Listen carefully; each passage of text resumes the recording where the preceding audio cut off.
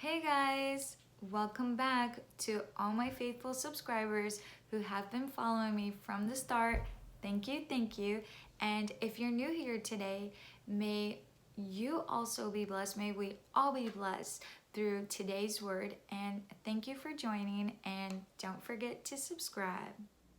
So today's word is going to be on Sarah, and her story is found in Genesis chapter 17 if you want to read in your own time. And so here on my channel, in some previous devotionals, we have studied other women in the Bible, such as Rahab and also the Samaritan woman at the well. And today I thought it would be important to study and share with you guys what I have learned from Sarah's story and just how her story impacts me. Sarah's story truly reveals God's faithfulness even when we fail.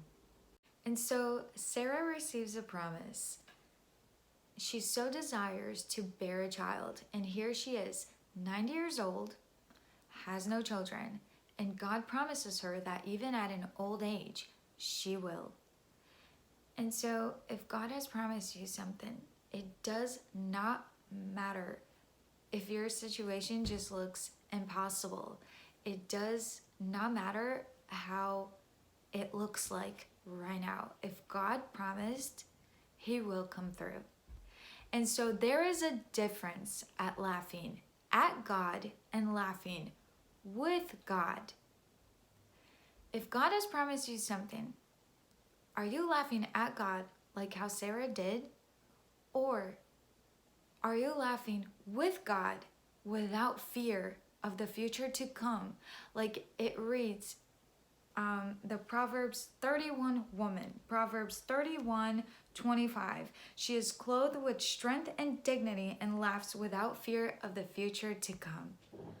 God is just so good though, because even if we have failed, He is still faithful, and His promises still come to pass. And God's promise still came to pass for Sarah. And so God's faithfulness is also revealed in Sarah's story when Sarah decides to take matters into her own hands to make the promise come to pass faster, because she was becoming impatient, waiting on her promise. And so if you are becoming impatient, waiting on your promise, do not take matters into your own hands. Sarah decides to ask her husband to sleep with her maid to give her a son that way, and he did. And that was not God's plan and how He was going to make His promise come to pass in Sarah's life. And so that did not make her happy, and that brought complications to Sarah. And so do not take matters into your own hands. But God is just so faithful that even if we have taken a counterfeit, trying to make it into the promise, or even if we have taken matters into our own hands, just trying to get to the promise faster and not waiting on God's timing, His goodness, His mercy, His forgiveness is still shown, and His promise still came to pass for Sarah. If God has promised you something, this is what the Lord is saying. Be still and know that I am God. There is nothing that is impossible for God. All you have to do is be still. Don't take matters into your own hands. Don't obsess over the promise either. Realize that He is our greatest reward. Don't idolize a promise that He gave you. We must all get to a place where we always love the promise keeper more than the actual promise. God is not a liar. Jesus Christ is the same God yesterday, today, and forever. He is the same God that opened the Red Sea and made a way where there was literally no way. He's going to do the same for you today.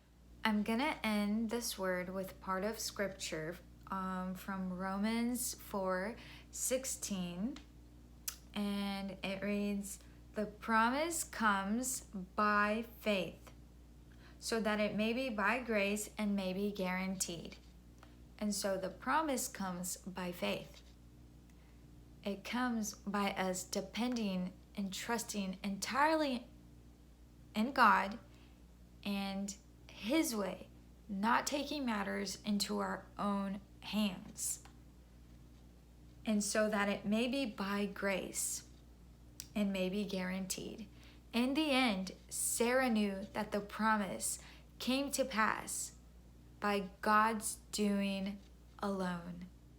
So if you are waiting on a promise that God has given you, your homework is to read Romans chapter 4, verses 16 all the way to verse 25 on the Message version for this passage. And it reads that God's promise comes as a pure gift. And it does. His promise will come as a pure gift of His goodness, of His faithfulness, because He is just that good. I'll see you guys soon.